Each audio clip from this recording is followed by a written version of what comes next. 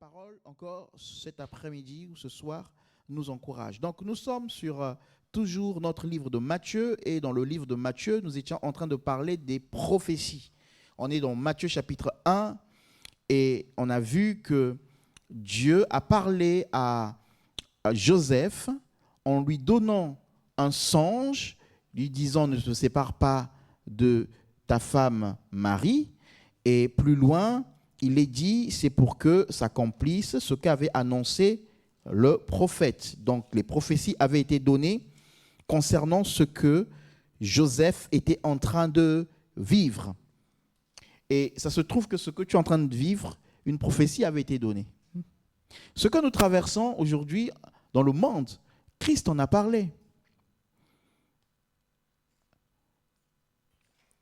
Hier, je discutais avec un couple qui disait, vous voyez, la fin des temps arrive, c'est compliqué, on va nous faire ceci, on va nous faire cela, on va nous mettre des puces, hein, il va avoir, voilà, on va être surveillé, on va... Ok, mais je lui ai dit, ça avait été annoncé. Christ nous avertit. Mais, dans ce que Christ a annoncé, il a aussi annoncé que nous sommes plus que vainqueurs.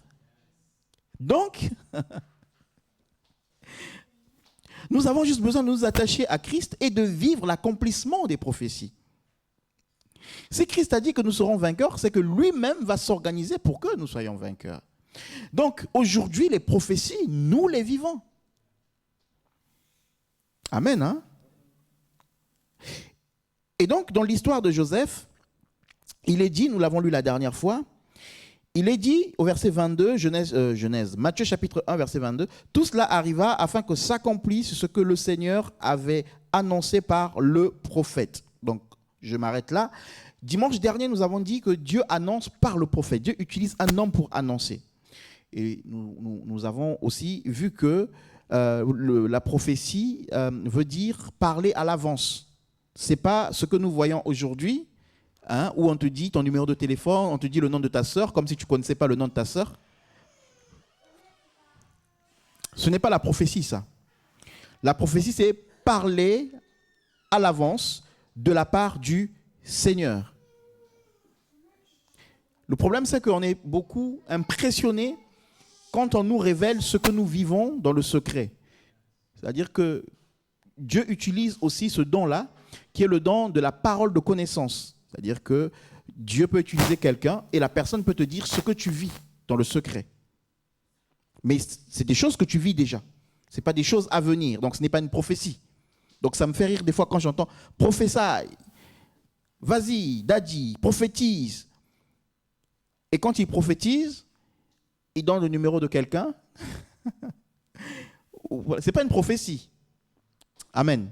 Mais pour autant, nous ne devons pas mépriser les prophéties ou nous ne devons pas mépriser le prophétique parce qu'il y a des erreurs dans ce domaine-là.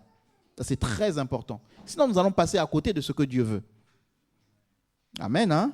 Dans chaque domaine, il y a toujours de la contrefaçon ou même des erreurs. C'est-à-dire qu'un prophète peut être sincère, peut être vrai, mais dans sa manière d'exercer, peut faire des erreurs. Comme un prédicateur peut donner une parole, prêcher, mais pourtant être dans l'erreur. Mais il est convaincu de ce qu'il dit. C'est juste que la révélation, elle est progressive. Donc, ce qu'il connaît, c'est ce qu'il partage. Et pour quelqu'un d'autre qui connaît, va dire, mais non, mais là, il est dans l'erreur. Oui, c'est vrai qu'il est dans l'erreur. Mais il est sincère dans ce qu'il fait. Et Dieu regarde aussi à cette sincérité-là. Amen, amen, amen. Donc, il ne faut pas que ce que nous vivons, ce que nous voyons, nous trouble, ou nous sorte, ou nous fasse rejeter certaines choses. Parce que le prophétique est biblique. On a vu dimanche dernier Agabus qui a pris la ceinture de Paul pour annoncer que Paul allait être arrêté à Jérusalem. Alors, est-ce qu'il avait besoin de prendre la ceinture de Paul, de se lier avec, ou il pouvait juste dire, bah, écoute, le Seigneur dit ceci ou cela par rapport à toi.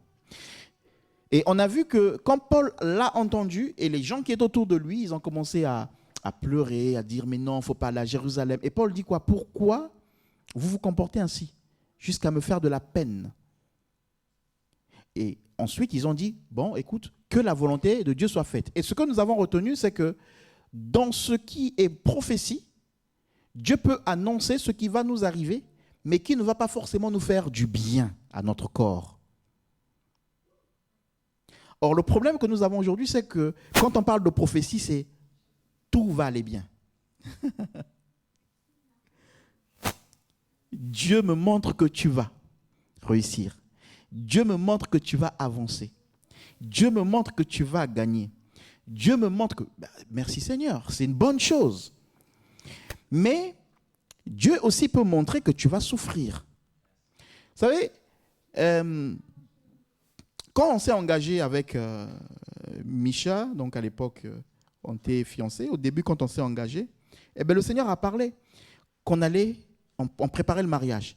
Il dit, ça va être difficile, vous allez souffrir. Mais ce qui est merveilleux avec Dieu, c'est que Dieu ne nous montre pas comment nous allons souffrir dans ce projet-là. Sinon, on pourrait dire non, laissons tomber. Mais c'est une prophétie. Mais Dieu nous informe pour que quand ça va arriver, qu'on considère que Dieu nous avait informés, donc on a un Dieu qui est vivant, mais aussi pour qu'on tienne ferme.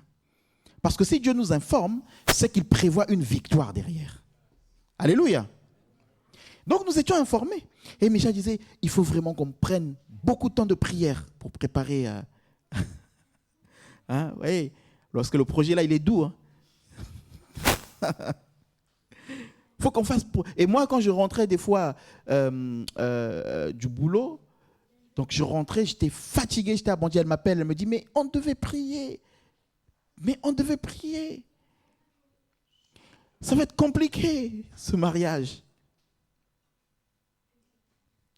Et ça a été très compliqué.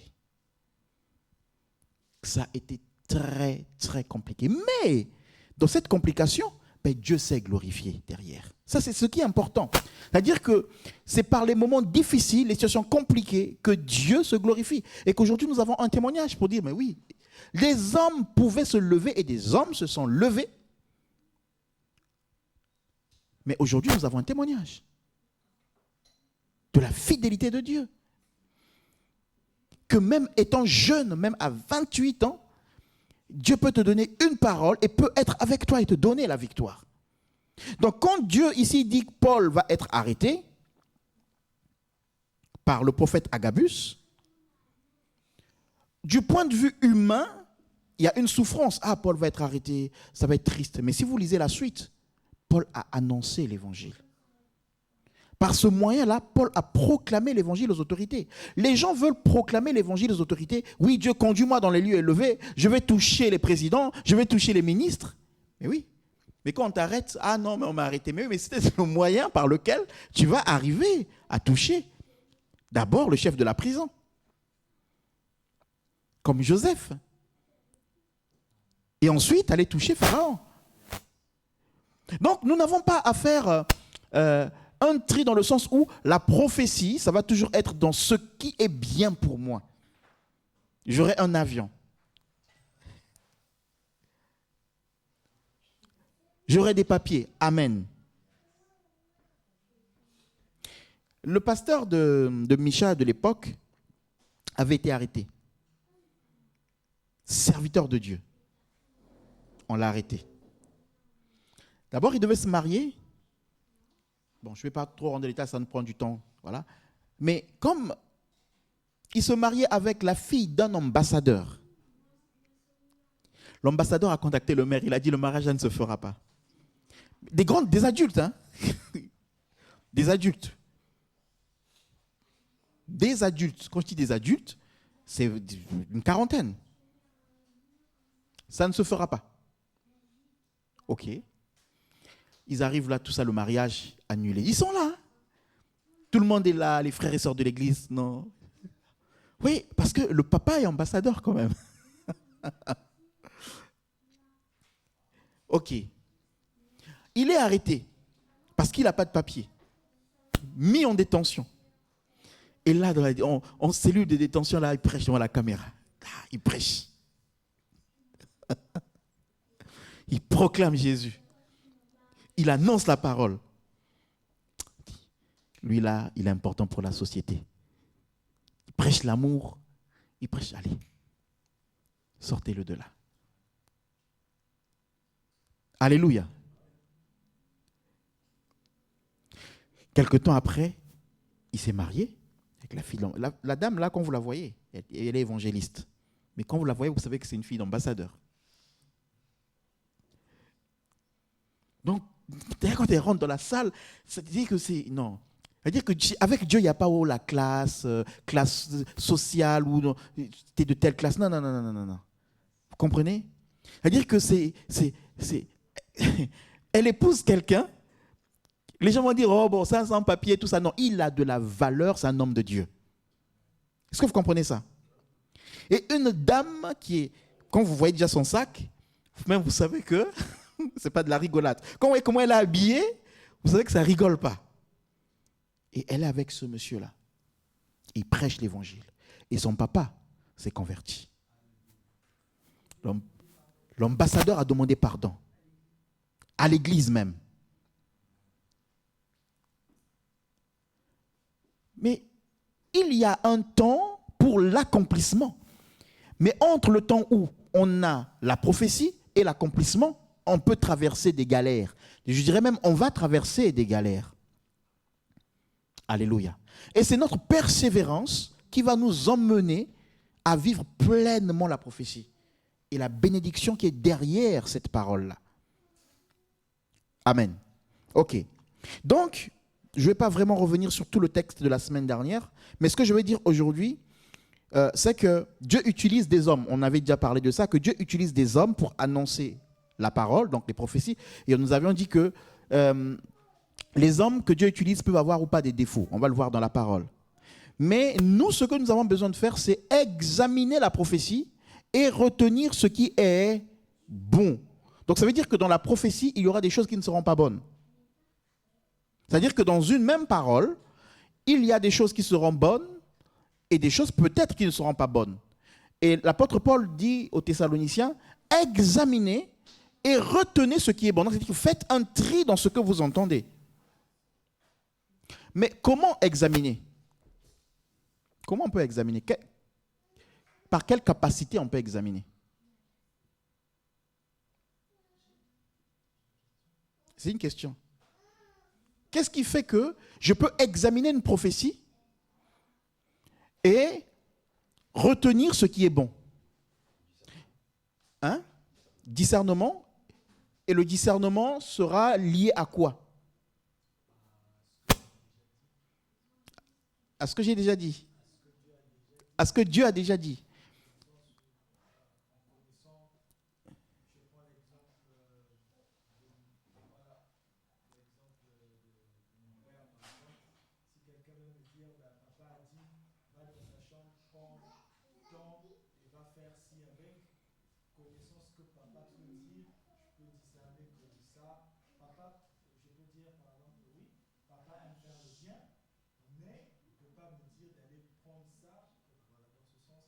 Amen. Donc, c'est en connaissant le cœur de papa. Mais comment on connaît le cœur de papa? Comment tu fais pour connaître le cœur de papa? Il faut avoir vécu avec lui. Donc, il faut avoir une relation avec lui. Est-ce que papa est toujours agréable? Est-ce que papa dit toujours oui? Non. Mais pourtant, il faut que j'entretienne cette relation avec lui. Est-ce que tout ce que papa me dit me plaît toujours? Est-ce que je suis toujours disposé à faire ce que papa me dit? Est-ce que ce que papa me demande m'arrange toujours?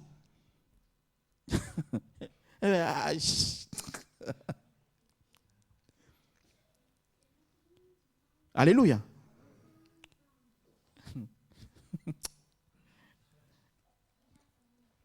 Quand je suis arrivé en France, c'était dur. C'était dur parce que je me sentais seul. Tu arrives, tu es dans un studio, chambre d'étudiant, déjà tout petit. Toi, tu as vécu dans une grande maison, dans la cour, en train d'avec tout le monde tout le temps. Et là, je suis dans une petite chambre et c'était dur. Et je passais mon temps, des fois, dehors, dans le parc et tout ça. Et quelque chose m'aidait beaucoup, c'est que j'appelais au pays. Donc, j'achetais. À l'époque, c'était des cartes qu'on appelait Simacom. Euh, Enfin, voilà, c'était des cartes comme ça. Des cartes prépayées avec des cabines téléphoniques dans les rues. Ça n'existe plus, ça a disparu. Et donc, j'allais dans les cabines et j'appelais. Et par mois, je pouvais dépenser 200 € d'appel. Mais je ne me rendais pas compte. J'appelais énormément. Et j'avais un ami qui était avec moi et qui vient me voir. Et puis un jour, lui, c'était aussi un côté jaloux parce qu'il voulait que je reste beaucoup avec lui. Et des fois, quand il était avec moi, j'étais au téléphone, j'appelais au pays, tout ça. Donc, un jour, il prend mes cartes et tout. Il regarde et tout. Il envoie un mail à mon père. Parce qu'il s'entendait bien avec mon père. Il envoie un mail à mon père pour dire, voilà, ton fils, l'argent qu'il dépense pour les téléphones, il appelle tout le temps, tout ça, tout ça, tout ça. Et puis papa m'a envoyé un mail, il n'était pas content. Et il me dit, mais voilà, il faut que tu te concentres sur ton travail, sur tes études. Quand tu appelles les gens, tu dépenses de l'argent si c'est comme ça. Moi, je réduis. Bon, j'étais triste. Pourquoi j'étais triste? Parce que je dis, mais papa ne comprend pas peut-être ma souffrance. Parce que moi, tu vois, ça me fait du bien d'appeler. J'appelais. Je pouvais passer 2 heures au téléphone une journée avec quelqu'un. Mais derrière le fait que papa te dise, n'appelle pas, ne dépense pas de l'argent, personnellement, ça ne me fait pas du bien, puisque moi, ça me fait du bien d'appeler. Mais derrière ça, ton père t'apprend quoi? À savoir gérer. Amen, hein? Ça ne me plaît pas. Est-ce que c'est pour autant que je vais couper la relation avec mon père? Non, je continue à avoir une relation avec mon père, même s'il y a des choses qui ne me plaisent pas, qu'il m'impose. Alléluia. Parce que tant que je continue à entretenir cette relation avec lui, je continue à découvrir son cœur, même dans cette situation-là. Et donc, je saurai discerner ce que lui, il veut, ce qui est bon pour lui, ce qui est agréable pour lui, parce que c'est mon père. Et comme c'est mon père, qu'est-ce qu'il a fait? Il a payé le prix pour que je vienne en France. Ça coûte cher. Je me souviens, pour la première fois que je rentre au Crédit Lyonnais avec lui, des barrières, tu te sens, tac, tu rentres. Après, il faut que l'autre porte se referme pour que l'autre s'ouvre. Je me souviens, j'étais encore jeune et j'ai vu l'argent qu'il a sorti. Des billets et des billets et des billets et des billets en sacrifice pour que j'aille étudier. Ces économies.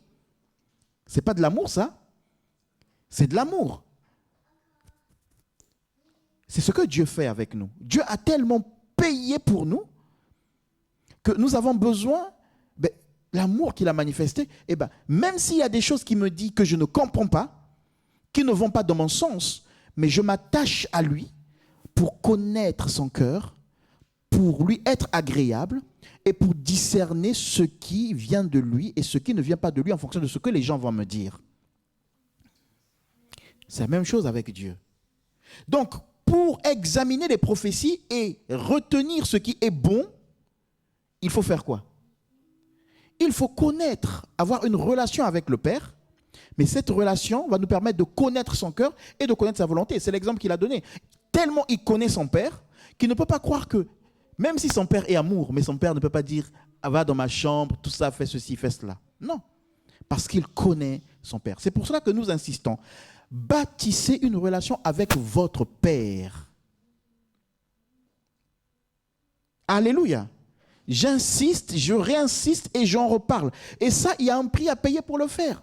Quand on bâtit une relation, on ne sera pas forcément d'accord avec ce que Dieu va nous dire, mais c'est là qu'on va assujettir notre chair et qu'on va dire, ok, je ne suis peut-être pas d'accord, ça ne m'arrange pas, mais j'ai tellement vu déjà l'amour de Dieu pour moi, il est mort pour moi, il s'est sacrifié pour moi. Quand j'étais dans le besoin, il a suscité, il m'a béni, il a ouvert des portes, il a utilisé des hommes. Donc, même si je ne comprends pas ce qu'il est en train de me dire présentement, je crois simplement que ce qu'il me dit est bon puisque j'ai déjà vécu son amour. La désobéissance de beaucoup de, entre guillemets, enfants de Dieu est le résultat de ne pas avoir en réalité expérimenté l'amour de Dieu. Simplement. C'est-à-dire que quelqu'un chante, il adore Dieu, tout ça, ok. Mais dans la réalité, il n'a pas expérimenté l'amour de Dieu. dans le secret. Simon le magicien n'avait pas expérimenté vraiment l'amour de Dieu. Il a suivi des manifestations parce que c'était un magicien. Il étonnait les gens avec ses miracles, Actes chapitre 8. Est-ce que vous comprenez ça? Et donc quand Philippe arrive et que Philippe fait des plus grands miracles que lui, il dit, oh, ce n'est pas le nom de Jésus qui l'intéresse, mais c'est la puissance des miracles qu'il voit qui dépasse ce que lui il faisait. Et donc il devient enfant de Dieu. Mais non, mais ça c'est enfant de Dieu. Vous le voyez, vous croyez qu'il est enfant de Dieu. Philippe, tu le vois, tu dis il est enfant de Dieu. Pierre et Jean arrivent, Philippe dit, vous voyez, ils se sont convertis. Et parmi eux, il y a même un grand magicien qui s'est converti. Il est avec nous. Il s'était joint à eux. Mais dans le secret, il n'avait pas expérimenté la vie de Dieu. Il était avec eux parce qu'il avait vu des miracles qui étaient plus forts que ce que lui, il avait vécu. Et donc, comme maintenant le Saint-Esprit que tu ne peux pas mentir arrive, il touche les gens. Et Simon le magicien, lui, il n'est pas touché. Il dit, ah, attends, quand on a baptisé tout le monde, quand Philippe a baptisé tout le monde, moi aussi j'ai été baptisé, Philippe m'a baptisé. Quand Pierre est venu, on a dit qu'eux, ils étaient convertis. Philippe a dit que moi aussi j'étais converti. Mais maintenant, quand le Saint-Esprit arrive, il touche les gens et moi, il ne me touche pas. Mais tu ne peux pas mentir au Saint-Esprit. Alléluia. Donc, l'obéissance, même quand ça ne nous plaît pas, est le résultat de la connaissance du cœur du Père. Et donc, pour discerner les prophéties, il faut connaître le cœur de Dieu, mais le cœur de Dieu, nous le connaissons par la parole, la parole. Et quand je dis la parole, je dis étude de la parole. Parce que je peux prendre un passage dans Lévitique, je peux prendre un passage dans Exode, et puis je vous dis, pour que Dieu te pardonne, viens, apporte-moi ton offrande, parce que je suis sacrificateur. Je peux trouver un passage dans la Bible qui en parle, et je me positionne comme sacrificateur. Apporte-moi ton offrande pour ta guérison. Tu vas le faire. Si tu n'étudies pas la parole, tu vas le faire. Apporte-moi ton offrande.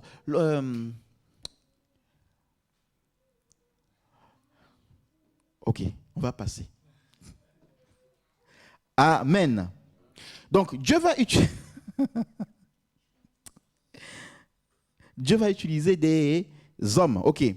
Donc, par contre, les hommes qu'il va utiliser ne sont pas forcément parfaits. Et comme j'ai dit tout à l'heure, on peut faire des choses avec conviction, mais être dans l'erreur. Et ça, Dieu le comprend. Et Dieu nous amène pas à pas pour nous perfectionner. Donc c'est pour cela qu'il faut qu'on ait aussi de la douceur et nous devons aussi prier pour les personnes qui n'ont pas encore compris peut-être ce que nous comprenons.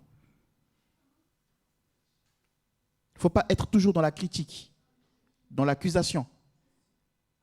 Est-ce que vous suivez vraiment ce que je suis en train de dire? Hein? Il y a des choses qui peuvent nous choquer dans l'exercice du ministère chez certaines personnes, mais c'est peut-être le stade où ils en sont. Après, il y a d'autres qui sont vraiment à côté, hein, qui exploitent, qui jouent avec les gens. Voilà. Mais nous devons être dans une attitude d'intercession et de prière, mais discerner ce qui vient de Dieu et ce qui ne vient pas de Dieu. On va prendre quelques exemples. On va prendre 1 Roi chapitre 13. 1 Roi chapitre 13. 1 Roi chapitre 13.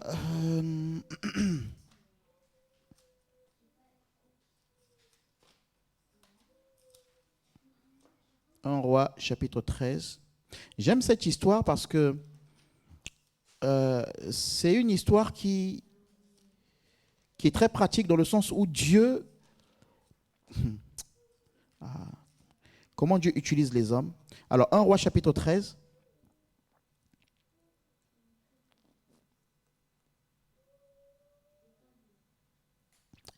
Est-ce que vous la connaissez cette histoire? Parce que si on la lit, c'est super lent. Est-ce que vous la connaissez? Donc c'est le...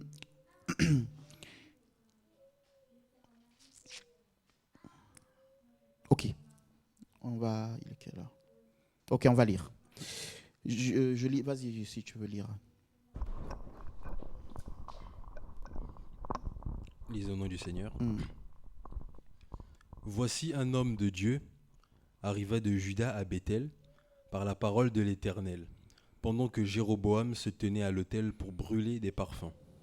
Il cria contre l'autel par la parole de l'Éternel, et il dit : Autel, autel, ainsi parle l'Éternel. Voici, il naîtra un fils à la maison de David, son nom sera Josias. Il immolera sur toi les prêtres des hauts lieux qui brûlent sur toi des parfums, et on le brûlera sur toi des ossements d'hommes.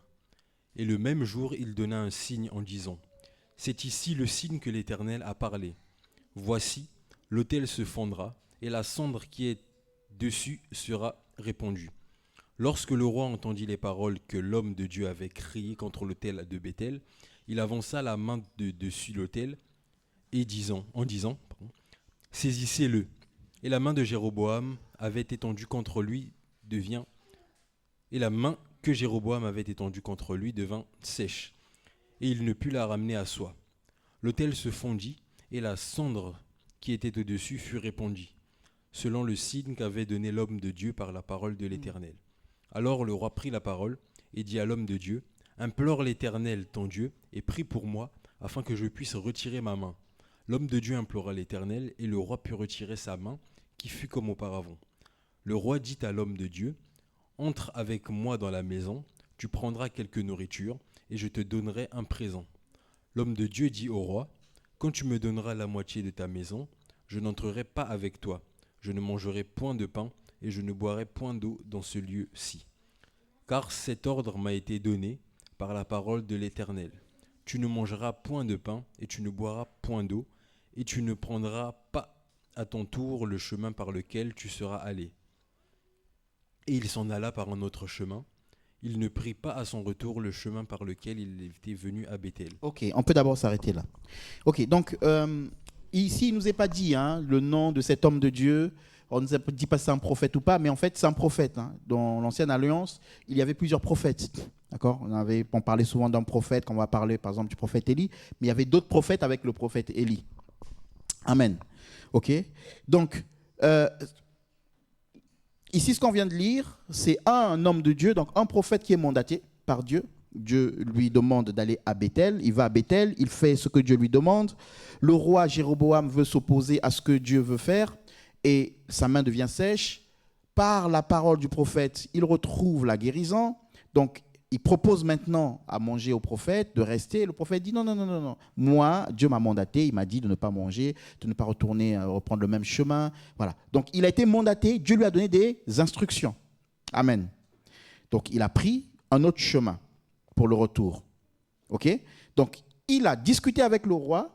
Il a dit au roi que Dieu m'a dit de ne pas prendre le même chemin et de ne rien prendre de ce qu'on me donnera. Il a été carré dans ce que Dieu lui a dit qu'il doit faire en face du roi. OK ? OK. Donc, il prend la route pour rentrer.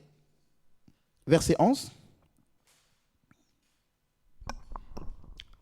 Or, il y avait un vieux prophète qui demeurait à Béthel.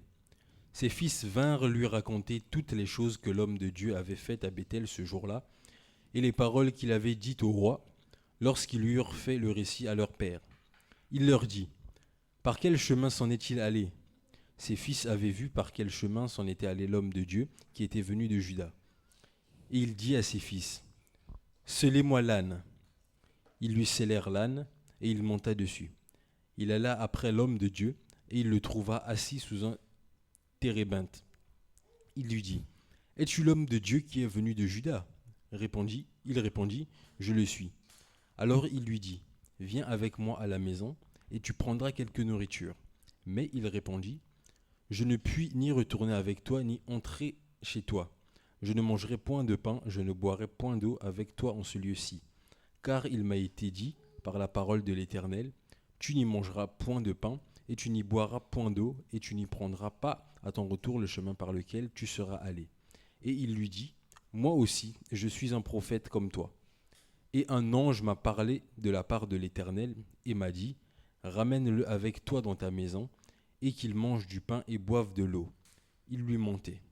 L'homme de Dieu retourna avec lui, et il mangea du pain et but de l'eau dans sa maison. Comme ils étaient assis à table, la parole de l'Éternel fut adressée au prophète qui l'avait ramené, et il cria à l'homme de Dieu qui était venu de Juda. Ainsi parle l'Éternel, parce que tu as été rebelle à l'ordre de l'Éternel, et que tu n'as pas observé le commandement que l'Éternel, ton Dieu, t'avait donné, parce que tu es retourné et que tu as mangé du pain et bu de l'eau dans le lieu dont il t'avait dit, tu n'y mangeras point de pain et tu n'y boiras point d'eau, ton cadavre n'entrera pas dans le sépulcre de tes pères. Et quand le prophète qui l'avait ramené eut mangé le pain et qu'il eut bu de l'eau, il scella l'âne pour lui. L'homme de Dieu s'en alla, et il fut rencontré dans le chemin par un lion qui le tua. Son cadavre était étendu dans le chemin, l'âne resta près de lui, et le lion se tint à côté du cadavre. Et voici des gens qui passaient, vinrent le cadavre étendu dans le chemin, et le lion se tenant à côté du cadavre. Et ils parlèrent à leur arrivée dans la ville où demeurait le vieux prophète. Lorsque le prophète qui avait ramené du chemin l'homme de Dieu lui apprit, il dit, « C'est l'homme de Dieu qui a été rebelle à l'ordre de l'Éternel, et l'Éternel l'a livré au lion, qui l'a déchiré et l'a fait mourir, selon la parole que l'Éternel lui avait dite. » Puis, s'adressant à ses fils, il dit, « Scellez-moi l'âne, et ils le scellèrent. Et il partit. Il trouva le cadavre étendu dans le chemin, et l'âne et le lion qui se tenaient à côté du cadavre. Le lion n'avait pas dévoré le cadavre et n'avait pas déchiré l'âne. Le prophète releva le cadavre de l'homme de Dieu, le plaça sur l'âne et le ramena. Et le vieux prophète rentra dans le village pour le pleurer et pour l'enterrer. Il mit son cadavre dans le sépulcre et l'en pleura sur lui en disant « Hélas, mon frère !» Après l'avoir enterré, il dit à ses fils « Quand je serai mort, vous m'enterrerez dans le sépulcre où est enterré l'homme de Dieu. Vous déposerez mes os à côté de ses os. Car elle s'accomplira par la parole qu'il a criée de la part de l'Éternel contre l'autel de Béthel et contre toutes les maisons de hauts lieux qui sont dans les villes de Samarie. » Amen. Amen. Amen. Amen. Amen. Quelle fin tragique. C'est-à-dire que, comment je peux dire ça? Il y a toute une destinée, tout un travail, tout un plan de Dieu qui est stoppé net dans la vie de quelqu'un. Remarquez que, je l'ai dit tout à l'heure, quand on commence cette histoire, on voit que cet homme de Dieu se tient devant le roi et il dit, moi, mon Dieu m'a dit de faire ça, ça, ça. Donc toi, ce que tu me dis, roi, je ne le ferai pas. Donc il résiste aux richesses, il résiste aux bénédictions du roi, hein, attention. Et je peux même penser que sur la route, il est en train de dire, waouh, Seigneur, j'étais obéi. Tout ce qu'on m'a présenté, on m'a proposé comme richesse, comme bénédiction. Waouh, Seigneur, j'étais obéi. Quelle victoire d'avoir... Hein, vous sortez de chez le président, ok, et il vous donne des enveloppes. Et vous dites, non, président. Moi, Dieu m'a dit de ne rien prendre. Et en plus, quand je suis venu ici, j'ai pris Air France. Maintenant, Dieu me dit au retour, il faut que je prenne le même chemin. Pas Air France. Il faut que je prenne peut-être Ethiopian. Donc, que je fasse un détour. Président, moi, c'est comme ça, c'est comme ça. Il n'y a rien à faire. Et dans l'avion, il va même commencer à faire un témoignage. Oh, j'étais chez un président de la République. On m'a proposé des billets d'argent. Je n'ai pas pris. Je suis un homme de Dieu. J'obéis à la parole du Seigneur. Et boum, il prend Ethiopian, puisqu'il ne prend pas Air France pour rentrer en France. Escale en Éthiopie. Et là, il rencontre maintenant, pas un roi, pas un président, mais il rencontre un prophète expérimenté. Ainsi parle l'Éternel des armées. Prophète connu, renommé. La Bible l'appelle le vieux prophète. Et le vieux prophète lui propose la même chose que le président. La même chose. Et lui, il va dire, non, moi, Dieu m'a dit de prendre un autre chemin. D'ailleurs, tu vois, je suis en Éthiopie parce que j'ai obéi à Dieu. Je n'ai pas pris Air France directement, je suis passé par un autre chemin. Donc j'ai obéi au Seigneur. Et le prophète lui dit, mais attends, moi-même, un ange m'a parlé. Et il m'a dit de te dire de revenir et de manger. Et c'est aujourd'hui le danger de beaucoup de ministères et le piège dans lequel beaucoup de chrétiens tombent. Dès qu'on dit un ange m'a visité. Amen. Hein? Un ange m'a visité. Moi, je mets les anges en mouvement. Moi, je peux décider qu'un ange vienne là où tu es là. C'est ça qui intéresse les gens. Donc, il y a quelqu'un qui connaît le cœur de Dieu, qui connaît la volonté, la pensée de Dieu. Et le pire, c'est qu'il a vu des miracles parce que l'ange du roi s'est asséché et Dieu lui a montré, a confirmé qu'il était avec lui. Par sa parole, le roi a retrouvé la guérison et l'usage de sa main. Donc, c'est-à-dire quand Dieu nous donne un message, il nous donne des preuves qu'il est avec nous. Mais malgré ces preuves, il arrive devant un homme de Dieu parce que ce vieux prophète était un homme de Dieu. Attention.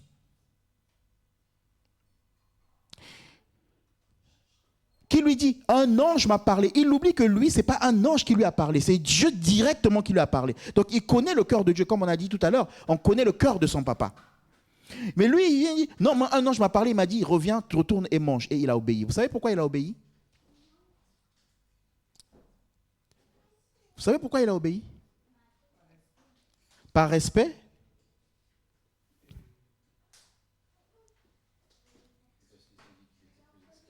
Parce qu'il était plus expérimenté? Oui? Autre chose?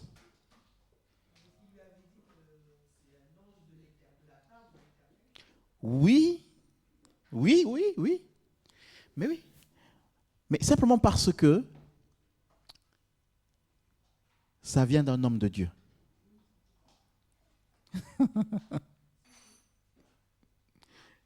Vous savez, quand Jésus a été tenté par Satan, la première chose qu'il dit, c'est quoi? Transforme ces pierres en pain. Hein? Puisque Jésus avait faim. Donc, la première tentation, c'est répondre aux besoins naturels charnels. Ça n'a rien à voir avec Dieu. Satan vient et nous tente selon nos désirs, nos besoins.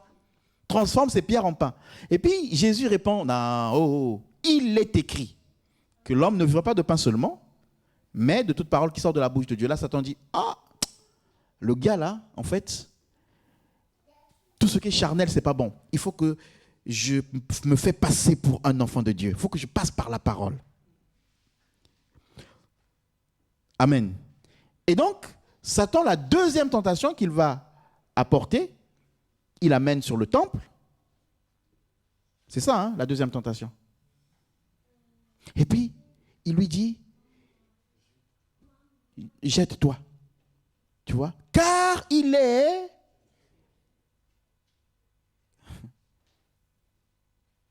Pourquoi? Parce que si je passe par la parole, c'est facile qu'il comprenne, qu'il écoute et qu'il accepte. Et aujourd'hui, beaucoup ont compris que pour t'avoir, il faut qu'il passe par la parole. Pour bien t'avoir, pour bien t'exploiter, pour bien t'utiliser, pour bien se servir de toi, il faut qu'il passe par la parole.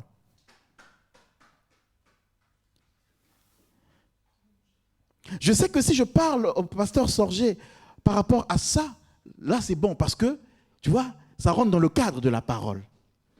Je sais que si je parle à papa Félicien par rapport à ça, oui, là c'est bon parce que ça rentre dans le cadre de ce qu'il aime. Ça peut être la parole, ça peut être quelque chose d'autre. Je sais que par exemple, telle personne, lui, c'est sapologie. Donc si je m'approche de lui sur ce terrain-là et que je lui fasse glisser tel truc, ça va passer.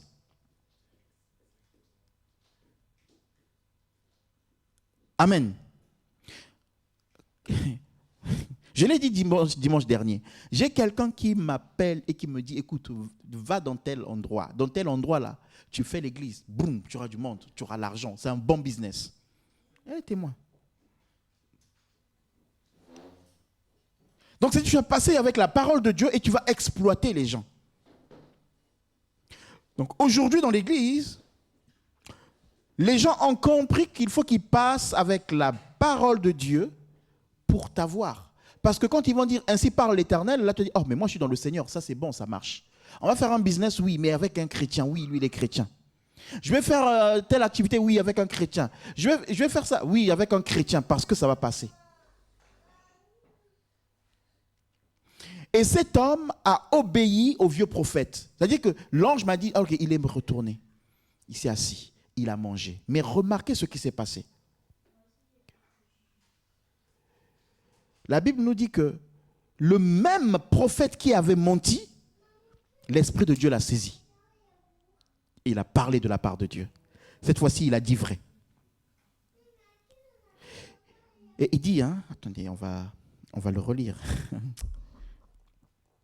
Comme ils étaient assis à table, la parole de l'Éternel fut adressée au prophète qui l'avait ramené. Attention, il y a des gens qui vont vous ramener en arrière. Je prie pour que tu ne sois pas parmi les victimes de ceux qu'on ramène. Que tu ne sois pas parmi ceux qu'on ramène en arrière. Il y a des langages qui vont être même dans le milieu chrétien, même dans les choses de Dieu, mais c'est un langage qui te ramène en arrière. C'est-à-dire que c'est quelqu'un qui marche avec Dieu, qui te parle de Dieu, mais dans ce qu'il te dit, il est en train de te ramener en arrière. Dieu veut nous amener de progrès en progrès. Alléluia. Et il dit, il cria à l'homme de Dieu qui était venu de Juda. En plus, avec autorité, il a crié. Ils étaient deux à table. Tu sais, c'est toujours doux quand on te ramène dans la bêtise. Quand on te ramène en arrière, ça commence toujours bien. C'est-à-dire que avec une voix bien, avec ce que tu aimes. Mais au moment de la sentence, c'est comme si la personne, c'est comme si elle n'était pas concernée. C'est comme si elle ne faisait même pas partie du coup. C'est-à-dire que la personne qui t'a mené dans des bêtises va être la même qui va dire regardez ce qu'il a fait. Il cria à l'homme de Dieu qui était venu de Juda, ainsi parle l'Éternel, parce que tu as été rebelle à l'ordre de l'Éternel et que tu n'as pas observé le commandement que l'Éternel, ton Dieu, t'avait donné, parce que tu es retourné, mais qui l'a retourné? C'est lui. Et que tu as mangé du pain, bu de l'eau, dans le lieu dont il t'avait dit, tu n'y mangeras point de pain, tu n'y boiras point d'eau, ton cadavre n'entrera pas dans les sépulcres de tes pères. Et quand le prophète qu'il avait ramené mangeait du pain et bu de l'eau, il se la lâne pour lui, donc il est parti. Bon, ce que je voulais nous faire remarquer, c'est pour ça que j'ai dit qu'il faut faire très attention. C'est-à-dire qu'on peut avoir un prophète qui est un prophète du Seigneur, de l'Éternel, mais qui ne parle pas à un moment donné de la part de l'Éternel. C'est pour cela qu'il faut discerner. Donc ici, c'est un homme de Dieu, c'est pas un faux prophète, c'est un homme de Dieu, mais qui a emmené un autre homme de Dieu à la mort. Amen. Et la chose qui fait que ce prophète soit obéissant, c'est parce qu'il croit que, en fait, il est tellement confiant dans l'homme de Dieu que ce qu'il dit vient de Dieu. Même s'il ment, ça vient de Dieu. Et dans l'église, beaucoup de chrétiens sont devenus comme ça. Même s'il ment, je donne ma main à couper, ça vient de Dieu. Et les chrétiens ne veulent plus discerner.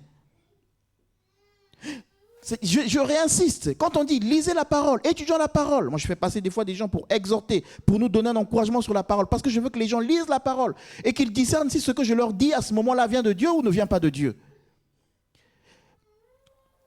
Mais les gens ne veulent pas.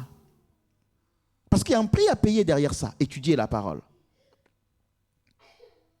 Donc on voit quelqu'un qui, parce que ça vient d'un homme de Dieu, je suis d'accord, je vais dans ce sens-là.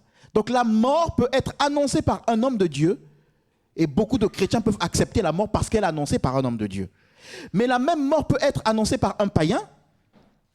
Là on dit, oh non, là c'est pas Dieu. Mais que tu obéisses au païen ou à l'homme de Dieu dans la même circonstance, le résultat c'est la mort. Amen, amen. Ah, que Dieu nous aide vraiment à nous focaliser, à connaître son cœur pour discerner Quelle est la voie de l'Éternel? Donc on voit que Dieu ici n'a pas jugé le vieux prophète. Dieu n'a pas dit, oh bon écoute, comme tu l'as menti, c'est toi qui l'as ramené, je ne vais plus le sanctionner. Dieu n'a pas dit ça. Dieu n'a pas dit, bon, parce que Dieu a fait une alliance avec cet homme de Dieu-là. Il a fait une alliance avec lui dans le secret. Et Dieu s'est honoré en l'utilisant là où il est parti. Donc il ne dit pas, comme tu lui as menti, eh ben je ne passe pas par toi pour lui donner la... Non, Dieu est passé par le vieux prophète qui venait de mentir pour donner une sentence. Ça me fait penser à quelque chose dans Exode. Vous savez, dans Exode, chapitre 19, chapitre 20, Dieu parle au peuple d'Israël. Dieu donne les lois. Il dit, tu n'auras pas d'autre Dieu en dehors de ma face. Tu ne te feras point d'image taillée. Tout le peuple l'a entendu et tout le peuple a dit, nous obéirons, nous suivons tes instructions. Amen. Et Dieu dit qu'il a horreur de ceux qui font des représentations, ceux qui se confient à d'autres dieux, et il punit l'iniquité des pères sur les enfants jusqu'à la 3e et la 4e génération. Mais regardez ce qui s'est passé après. Aaron a fait le veau d'or. Qui a fait le veau d'or? C'est Aaron. Et le peuple a fait quoi? Voici notre Dieu que nous suivons. Vous remarquez qu'ils disent, voici notre Dieu, hein, que nous suivons, mais c'est eux qui portent le Dieu là. Alors qu'ils avaient un Dieu qu'ils suivaient, et ils ne le portaient pas ce Dieu, c'était une nuée qu'ils suivaient. Et beaucoup de chrétiens sont comme ça, voici notre Dieu, mais c'est eux qui portent, c'est eux qui mettent leur Dieu à leur façon. Ça m'arrange, ça m'arrange pas. Bon, je peux tricher. Hein? Ce Dieu-là, il m'aime, mais bon, je peux aussi tricher. Je peux aussi faire du faux. Je peux aussi... Donc, c'est le veau d'or. Le Dieu que tu peux porter selon que tu veux. Amen. Or, le Dieu d'Israël, le Dieu vivant, qui conduit son peuple par une nuée, eh bien, tu le suis. Il s'arrête, tu t'arrêtes. Ce n'est pas toi qui le portes. Il dit à gauche, à droite, devant. On se pose. Et il y a quelqu'un qui a voulu porter Dieu, Dieu l'a frappé, Uza. Dieu ne le porte pas. C'est lui qui nous porte. Amen, amen. Et donc, ils font leur Dieu, le veau d'or, et puis, vous lisez, on ne va pas avoir le temps de lire, mais vous lirez l'histoire. Quand Moïse arrive, Moïse dit, mais qu'est-ce que ce peuple t'a fait, Aaron, pour lui faire ça? Mais qu'est-ce que ce peuple t'a fait? Mais non, mais ils ont demandé. Vous voyez, c'est toujours, c'est-à-dire que le peuple, l'église, il faut vraiment faire attention. Hein. C'est-à-dire qu'en tant que responsable dans une église, il faut faire attention parce que le peuple demande souvent la facilité. Et c'est comme ça que beaucoup d'hommes de Dieu rentrent dans des compromissions. Bon, on va faire comme ça. Bon, ok, sœur, c'est pas grave, on va faire ceci. Fais du faux comme ça. Parce qu'on veut satisfaire aux gens. C'est le peuple qui demande. Et finalement, hein, les Lévites, à ce côté, ceux qui sont pour Dieu de ce côté. Et Aaron était où? Est-ce que Aaron est mort? Qui est mort? Le peuple. Est-ce que le peuple n'avait pas entendu qu'il ne fallait pas faire d'image taillée? Si, ils avaient entendu. Est-ce que c'est le peuple qui a fait l'image taillée? Non. Qui a fait l'image taillée? Aaron. Est-ce que Aaron est vivant? Oui, il est vivant. Qui était le responsable? C'est Aaron. Qui est le responsable du peuple quand Moïse n'est pas là? C'est Aaron. Est-ce que le responsable a été sanctionné? Non. C'est-à-dire que, est-ce que le responsable, Aaron d'abord, c'est un homme de Dieu ou ce n'est pas un homme de Dieu? Est-ce qu'il a perdu sa capacité ou son titre d'homme de Dieu? Non. Est-ce qu'il a continué à faire les sacrifices? Si. C'est-à-dire qu'on est dans l'église. Mais si on n'obéit pas à Dieu parce qu'on a une relation et on discerne, l'homme de Dieu peut te conduire dans des erreurs. Tu y passeras et lui continuera à servir Dieu. C'est-à-dire que tu peux te plaindre partout. Oui, l'homme de Dieu m'a escroqué, il m'a dit ça, mais ce n'était pas vrai. Il a fait oui. Mais Dieu lui-même s'occupera de son jugement. Entre-temps, lui, il exerce. Et beaucoup de chrétiens sont morts parce qu'ils n'ont pas voulu discerner si ce que l'homme de Dieu leur disait venait de Dieu ou pas. Beaucoup de projets sont morts parce que les gens ont décidé de donner leur main à couper parce que l'homme de Dieu a parlé. Beaucoup de couples ont été séparés parce que l'homme de Dieu a parlé et que les gens n'ont pas voulu discerner en se mettant dans la parole. Mais leur ministère a continué. Ils continuent à servir ces gens-là. Et c'est des hommes de Dieu. Dieu continue à les utiliser. On peut beau les accuser sur les réseaux sociaux, ils ont fait ci, ils ont fait ça. Mais si c'est des hommes de Dieu, Dieu continue à les utiliser. Et Dieu leur demandera des comptes. Mais entre-temps, il y en a qui sont dans des tombeaux. Entre-temps, il y a des chrétiens qui ont leur vie brisée. Il y a des chrétiens qui ont démissionné. Et aujourd'hui, qui se retrouvent sans travail, sans logement, parce qu'un homme de Dieu avait parlé. Et c'est eux qui subissent les conséquences. Ce n'est pas l'homme de Dieu. Alléluia. Et remarquez la réaction de Aaron. Il dit, mais c'est le peuple qui m'a demandé. C'est la même réaction que le vieux prophète. Hein. Regardez, il a désobéi à Dieu. Il ne dit pas ce que lui, il a fait. Il ne dit pas que c'est moi qui l'ai ramené. Regardez, il a désobéi à Dieu. Et c'est souvent ça. Hein. Vous allez dans des assemblées, dans des églises, quand tu vas commencer à payer parce que tu as obéi à ce qu'on t'a dit sans consulter Dieu, quand on viendra voir le pasteur, il va dire, oh, c'est lui-même qui a... Il ne va pas dire hein, le conseil qu'il t'avait donné. Hein. Ah, mais si, je sais de quoi je parle, frère. Ah. Vous voyez que Dieu utilise des hommes. Et ce que je voulais dire par ici, c'est que Dieu utilise des hommes qui ne sont pas parfaits. Dans tout ce qui est prophétique, ou dans tout, peu importe, Dieu utilise des hommes qui ne sont pas parfaits. Et Dieu leur demandera des comptes. Mais entre-temps, si moi, je n'apprends pas à discerner pour faire ma part avec Dieu, eh bien, je vais en subir les conséquences. Je vais le dire. C'est pas grave, c'est la parole. Elle est là, témoin. Si je n'avais pas dit non, alors je précise déjà, dans certains cas, j'ai dit oui, homme de Dieu. Ce que tu me conseilles, je le fais parce que je pense que c'est la volonté de Dieu. Mais il y a d'autres cas où j'ai dit qu'ils aient été 2 ou 3. Homme de Dieu, serviteur de Dieu, pasteur, peu importe. J'ai dit non. Moi, Dieu ne m'a pas dit de faire ce que tu me conseilles. Je galère, je vais rester dans ma galère, mais je ne ferai pas ce que toi tu me dis parce que Dieu ne m'a pas dit. Et ça, des fois, ils n'aimaient pas. Hein. Ah ben, il n'écoute pas. Mais oui, mais parce que je connais aussi le cœur de Dieu. Et je sais ce que j'ai reçu en secret. Et à force d'avoir dit non, quand ça ne s'alignait pas à ce que moi j'avais ressenti ou j'avais reçu du cœur de mon Dieu, parce qu'on a le même Dieu, et parce que j'étais patient, ben, je suis rentré dans le plan de Dieu. Je suis rentré dans le plan de Dieu, dans ce domaine-là. Je ne veux pas le citer parce que... Sinon, voilà. Mais je suis rentré dans le plan de Dieu. Et quand je suis rentré dans le plan de Dieu, bah, les gens étaient énervés. Parce que non, il n'a pas obéi. Est-ce que vous comprenez? Mais si j'avais obéi, aujourd'hui, je ne serais pas là où Dieu avait préparé vraiment une place merveilleuse pour moi. J'allais dire quoi? C'est la faute à tel pasteur qui m'avait conseillé? Non. Bâtissez votre relation avec Dieu. Votre destinée, c'est vous qui allez en jouir, ce n'est pas moi. Votre avenir, c'est vous, ce n'est pas moi. Et limite même, vous allez trouver peut-être que, ah, mais ce pasteur-là, mais peut-être il est jaloux de ma réussite, parce que je l'ai dépassé. Lui, il avait acheté une maison, mais moi, j'ai acheté un château. Ah oui, vous pouvez avoir des pasteurs jaloux, hein. Il te bénit, frère, tu vas réussir. Frère, tu vas exceller. Frère, sœur, tu vas recevoir. Et boum, ça réussit. Et bien, on dit, ah, mais moi, j'avais juste acheté un F2, mais lui, il a acheté un château.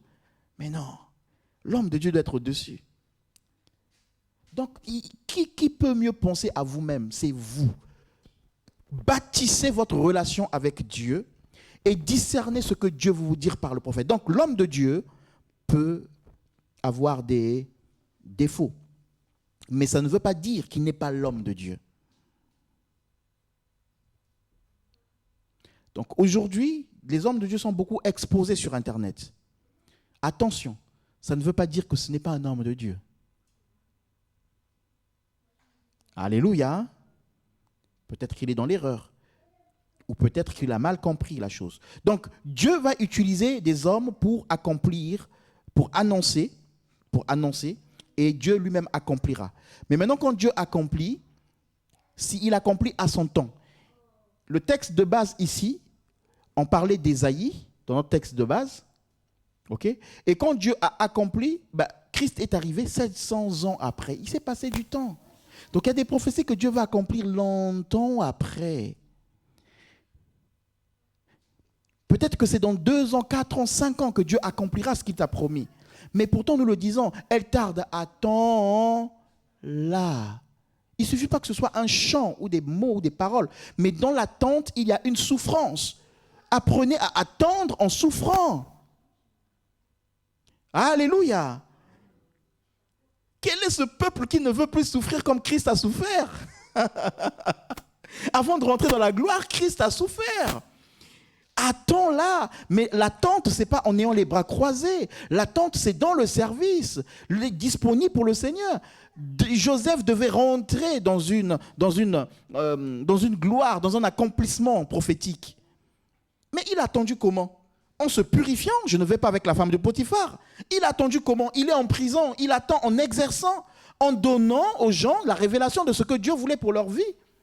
Il n'a pas dit, oh Seigneur, je suis en prison, tu m'avais promis si, mais regarde, je suis en prison, je souffre, Seigneur. Mais c'est quoi cette vie, Seigneur?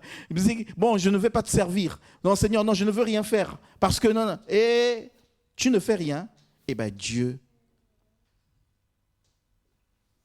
vous ajouterez vous-même.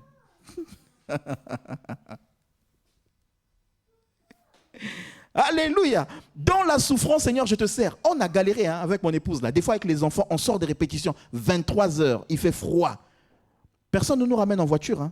Mais ce n'est pas pour ça qu'on va dire, on ne nous a pas ramené en voiture, on va plus y aller. Non, non, non, non, non. On y va, on rentre à pied, 23 heures, il fait froid avec les enfants. On est à pied. Responsable de la chorale, j'ai fait répéter les gens sont rentrés en voiture. Personne n'a dit, écoute, tu as les enfants, je te ramène, je te dépose. Non, non, non, non, non, non, non. Ils sont partis. Il fait froid et les enfants vont aller à l'école demain. On rentre à pied et on attend la promesse en souffrant. On a intercession. L'intercession est finie. C'était quoi? C'était 20h30. La fin de l'intercession. C'était 20h30. L'intercession est finie à 20h30. Écoutez-moi bien. 20h30 lundi. Les enfants ont école demain matin. Après, je ne dis pas qu'il faut faire ça parce que ce n'est pas non plus responsable. Les enfants ont école demain matin. Après l'intercession, on avait une autre réunion avec le pasteur. On rentre en réunion, les enfants, mon épouse m'attendent dans la salle. Des fois, ça part jusqu'à 21h30, 22h. Moi, je dis, mais il faut que demain, les enfants vont à l'école. En plus, là, on va rentrer à pied. Parce que je sais que je vais rentrer à pied. Chacun prendra sa voiture. Bon, il y avait des moments, des fois, on nous raccompagnait. Il ne faut pas non plus, tu vois. Mais souvent, tu vois, quand je n'avais pas de voiture, on rentre à pied. Mais on est là jusqu'à 22h. On finit la réunion, boum, boum, boum, tout le monde est parti. Avec les enfants, on rentre. Demain, il faut qu'ils se lèvent tôt pour aller à l'école. J'attends une promesse, mais dans la souffrance. Je ne dis pas, Seigneur, mais attends, je te sers depuis longtemps. Ça fait 7 ans, 6 ans que je suis là. Mais dans cet état, responsable de chorale, là, le pantalon un peu troué, je vais changer la chaussure, ma femme, chaussure trouée. Mais on est là dans le service pour le Seigneur. Elle sort du boulot, chaussures trouées. On est là dans le service. En France, chaussures trouées. Elle m'appelle, il fait froid, les glaçons sont rentrés dans mes pieds.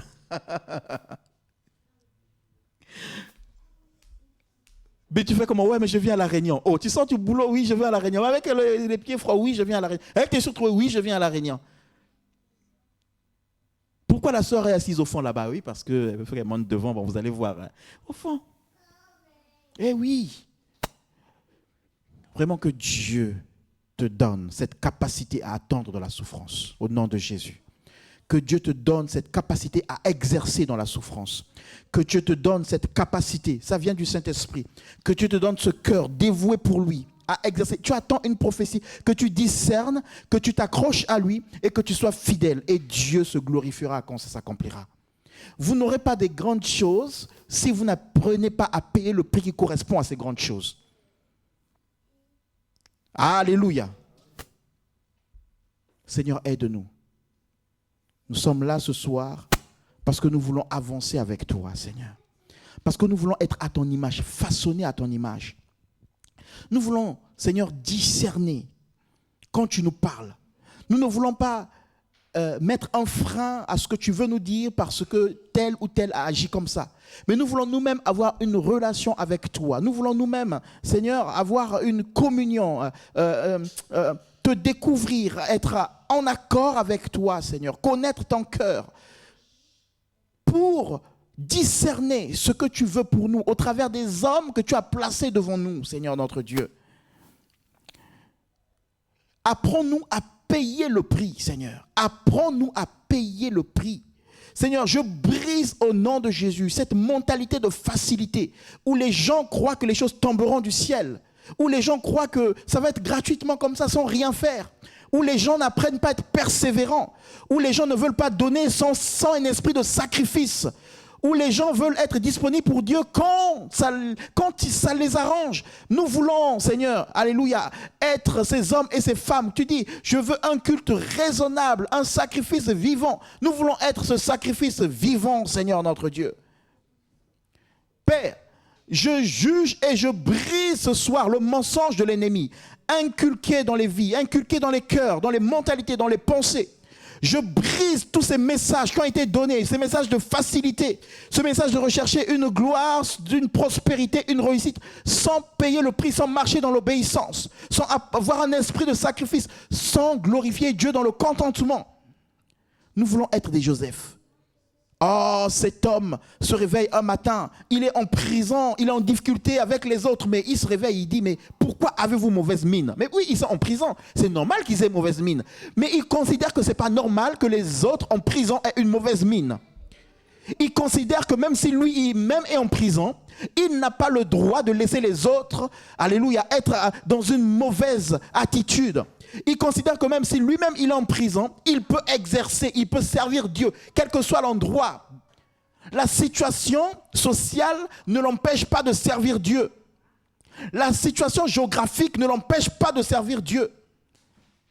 Seigneur, fais de nous ces hommes et ces femmes, je déclare ici, qui ici, à ce moment, nous recevons cette capacité à être des hommes et des femmes qui servent Dieu, quelle que soit la situation, quelle que soit la circonstance, dans le nom de Jésus-Christ, disponible pour Dieu. Et quand nous parlons de disponibilité pour Dieu, ce n'est pas seulement dans le cadre de l'église, mais là où nous sommes, dans nos maisons, dans notre travail, dans notre entreprise, là où nous sommes, dans nos relations amicales, des hommes et des femmes qui observent et qui disent, pourquoi avez-vous mauvaise mine? Dieu veut faire quelque chose pour vous. Je suis en prison. Je suis étranger. Je suis Joseph, étranger, en prison. Mais l'onction de Dieu est sur moi pour donner une révélation à quelqu'un. Et je veux exercer. Je prie pour que nous puissions recevoir cela ce soir. Au nom de Jésus. Que ton nom soit béni, Seigneur. Amen.